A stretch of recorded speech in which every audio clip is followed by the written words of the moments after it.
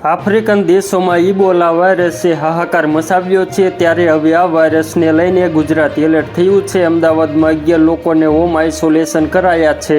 Uganda, Congo સહિતના દેશોમાંથી આવેલા લોકોને ક્વોરન્ટીન કરવામાં આવ્યા છે। રાજ્યમાં એક શંકાસ્પદ કેસ સામે આવ્યો છે।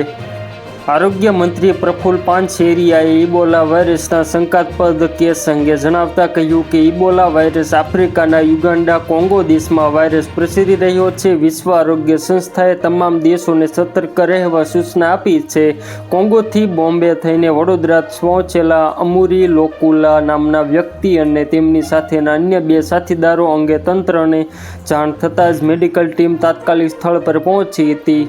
તેમના સંપર્કમાં આવેલા અન્ય 2 વ્યક્તિઓ અને એક ડોક્ટરને ક્વોરન્ટાઇન કરવામાં આવ્યા છે। ઇબોલાનો કેસ પોઝિટિવ આવ્યો નથી। સેમ્પલને પુણે મોકલી આપવામાં આવ્યા છે, જેઓને સતર્કતાના ભાગરૂપે ક્વોરન્ટાઇન કરાયા છે। વાયરસના કોઈ લક્ષણો નથી જોવા મળ્યા। જનતાએ ગભરાવાની જરૂર નથી।